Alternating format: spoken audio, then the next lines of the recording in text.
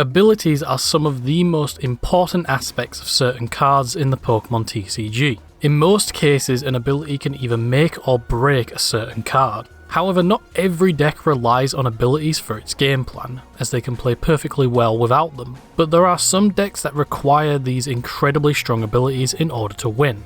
Abilities that let you search for cards, draw cards, attach energy, stun or stall your opponent, deal extra damage, the list goes on. However, what if you could stop your opponent from using these abilities altogether? Over the course of the game's history, we have had multiple cards that lock out abilities in some way, and these cards all saw a lot of play and were all very, very hated by players when they were standard legal. Garbodor in the Black and White era, Hexmaniac in the X and Y era, our recently rotated Path to the Peak, just to name a few.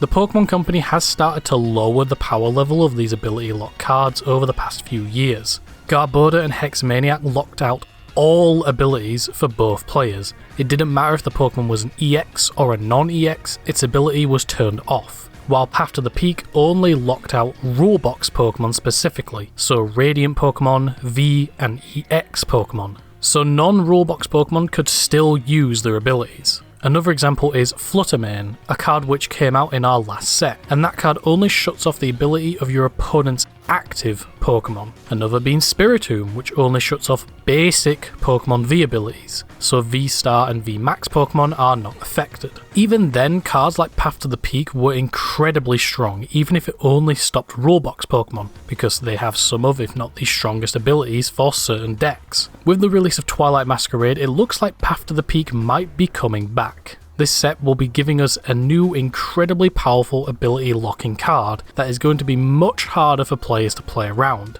It's not a supporter, it's not a stadium, it's a Pokemon. Iron Thorns EX, a 230 HP electric future Pokemon with an ability and an attack. Its ability is literally a copy-paste of Path to the Peak, but with a couple of differences. Reading: while this Pokemon is in the active spot, Pokemon with a rule box in play, except any future Pokemon, don't have an ability. This is incredibly strong. Path to the Peak saw play in so many decks that could utilise it, and while that card was more generic than Iron Thorns, and was a stadium card, that won't stop this card from seeing play. In fact, over in Japan, the deck has been seeing some decent success already. Even with its restrictions of having to be in the active spot in order for its ability to be live, that doesn't matter, because the only Pokemon you play in this deck is Iron Thorns. That's it.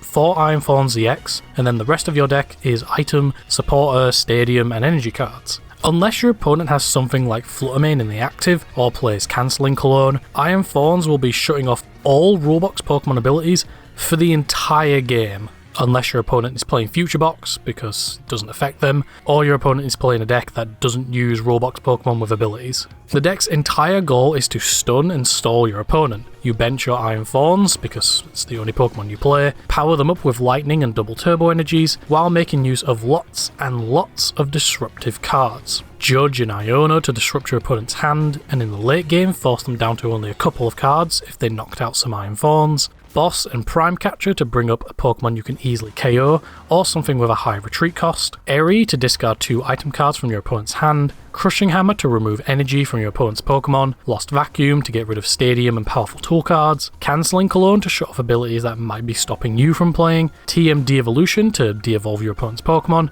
and set them back heavily. Calamitous Wasteland to increase the retreat cost of all Pokemon except fighting Pokemon. You get the idea. But unlike other stall and stun decks, that's main goal is to mill your opponent out, this one can actually attack. Iron Thorns can deal 140 damage for 1 lightning and 2 colorless, which is pretty decent, able to one-hit KO some basic non-EX and V Pokemon, as well as 2-shot some evolution EX Pokemon. Even though the deck uses double turbo energy, it also plays Future Booster Energy Capsule, so you don't lose any damage, but you also don't gain any. However, the attack does force you to move an energy to another Pokemon, but that isn't really a downside because Future Booster also gives you free retreat, so you can just switch to another Iron Thorns and then move the energy back. Plus, if your active Thorns is close to being knocked out, it means you don't lose the energy, as this deck doesn't seem to play any recycling cards. Even with all of these strengths, the deck obviously isn't perfect and does have its weaknesses. For example, against decks that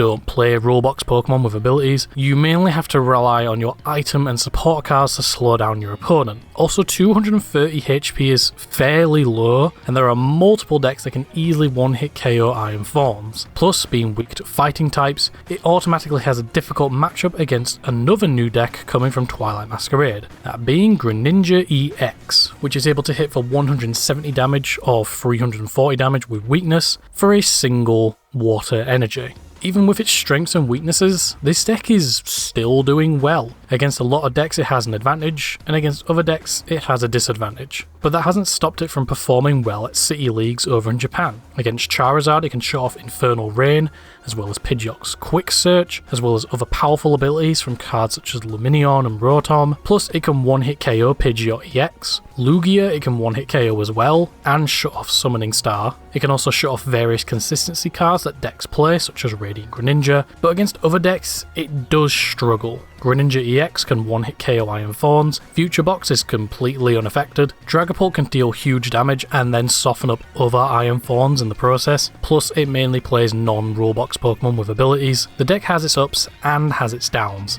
The card has a very strong ability that against the right deck can be an automatic win if they have no way to play around it, but other decks can very easily play through the many disruptions at its disposal. New cards from future sets could boost its disruptive capabilities, but as of right now, it's still good, just not amazing. Another stall deck that players will need to be aware of when it comes to competing in events once Twilight Masquerade releases and becomes standard legal.